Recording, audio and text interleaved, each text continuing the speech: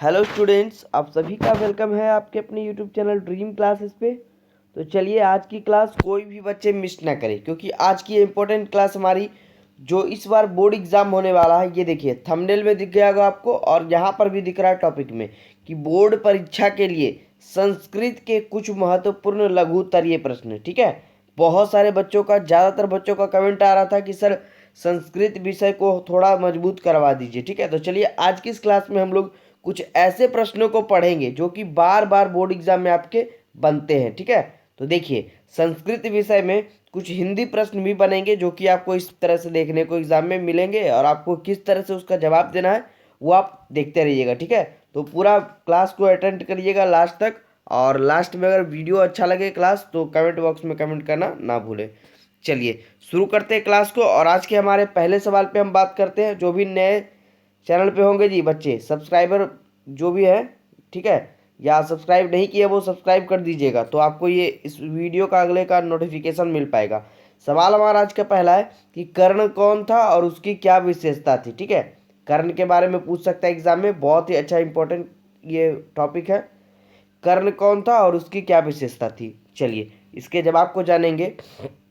कि कर्ण कुंती का पुत्र था। ठीक है, कर्ण जो था वो कुंती का पुत्र था, परंतु महाभारत के युद्ध में उसने कौरव पक्ष से लड़ाई की और उसके शरीर पर जन्मजात कवच और कुंडल विद्यमान थे। ठीक है, और जब तक कवच और कुंडल उसके शरीर से अलग नहीं होता तब तक कर्ण की मृत्यु असंभव थी। ठीक है, मतलब कर्ण को जो है ना वरदान मिल गया था कवच और कुंडल, और इसके कारण वह कभी भी मर नहीं सकता था जब तक वह कवच और कुंडल को त्याग ना दे। तो यही था कर्ण के बारे में और उसकी विशेषता। ठीक है, और बहुत ही बड़ा वो दानवीर भी था जी कर्ण, याद रखिएगा।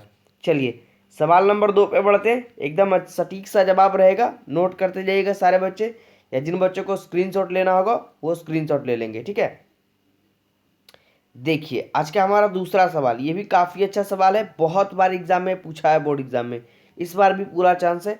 सवाल हमारा विश्व शांति पाठ का मुख्य उद्देश्य क्या है, एकदम रट कर चले जाइएगा एग्जाम में। ठीक है, चलिए सवाल हमारा था विश्व शांति पाठ का मुख्य उद्देश्य क्या है। जवाब जानते हैं, विश्व शांति पाठ का मुख्य उद्देश्य है कि शांति से ही विश्व का कल्याण होगा और द्वेष, असहिष्णुता और अविश्वास, असंतोष और स्वार्थी, ये देखिए स्वार्थादि अनेक अवगुणों के कारण इस समय संसार में अशांति है, और शांति भारतीय दर्शन का मूल तत्व है, और यह शांति धर्म मूलक भी है। और इस पाठ का मुख्य उद्देश्य जो है वो क्या है, देखिए दया, परोपकार, मित्रता भाव से शांति स्थापित करना भी है। ठीक है, तो ये था हमारे विश्व शांति पाठ का मुख्य उद्देश्य। एकदम अच्छे से स्क्रीनशॉट ले लीजिए सारे बच्चे, रट कर हो चाहे जैसे भी हो, याद कर कर एक बार पढ़ के जरूर जाइएगा। ठीक है, इस बार बोर्ड एग्जाम के लिए यह काफ़ी वीवीआई है जी।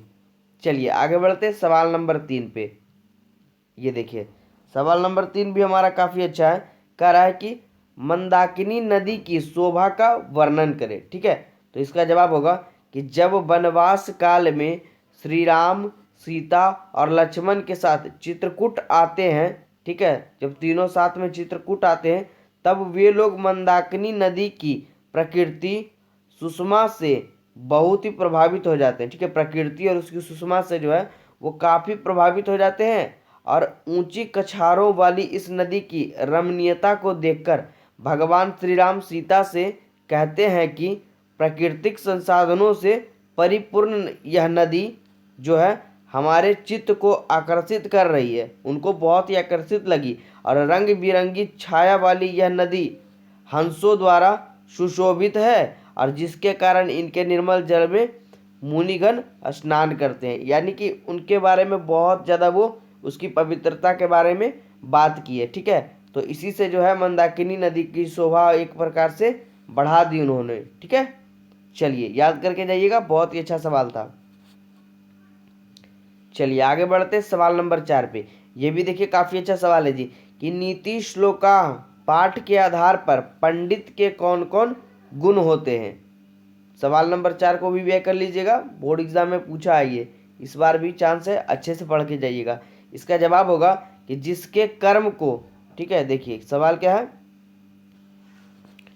चलिए तो देखिए, इसमें हमसे कह रहा था, सवाल को फिर से समझिए कि नीति श्लोका पाठ के आधार पर पंडित के कौन कौन से गुण हैं। तो इसका जवाब होगा कि जिनके कर्म को सर्दी, गर्मी, भय, आनंद, उन्नति, अवनति, ये 6 चीज जो है बाधा नहीं डालते हैं, उसे ही पंडित कहते हैं। ठीक है, अगर कोई सच्चा पंडित होगा तो उसे सर्दी, गर्मी, भय, आनंद, ठीक है, भय मतलब डर, आनंद मतलब सुख, उन्नति, अवनति, ये सब बाधा नहीं डालते उनके मार्ग में, उसे ही हम लोग आम भाषा में पंडित कहते हैं नीति श्लोक के अनुसार। और इतना ही नहीं, सभी जीवों के रहस्य को जानने वाले, सभी कर्मों के कौशल को जानने वाला तथा मनुष्यों की उन्नति के उपाय जानने वाले भी क्या कहलाते हैं?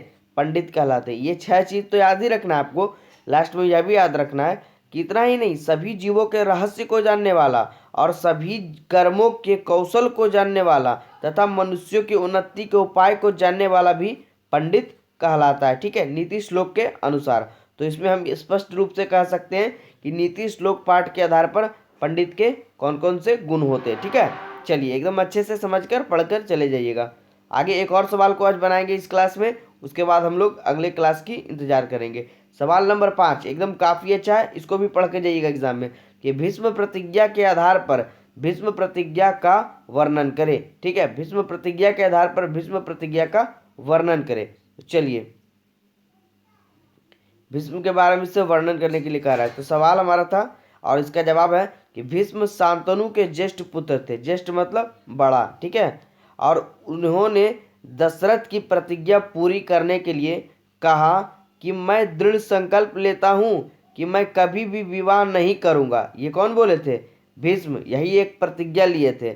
और आजीवन ब्रह्मचर्य का पालन करूंगा और आज ही से मैं ब्रह्मचर्य व्रत धारण करूंगा और बिना पुत्र के भी मुझे अक्षय स्वर्गलोक प्राप्त होगा, यह वो प्रतिज्ञा किए थे। ठीक है, मतलब जीवन भर अविवाहित रहने का वह प्रतिज्ञा लिए थे भीष्म प्रतिज्ञा के अनुसार। तो याद रखिएगा, सटीक सा जवाब था, काफी छोटा सवाल था। ठीक है, तो चलिए आज के छोटे से क्लास में इतना ही रहने देते हैं, फिर मिलते हैं अगले क्लास में।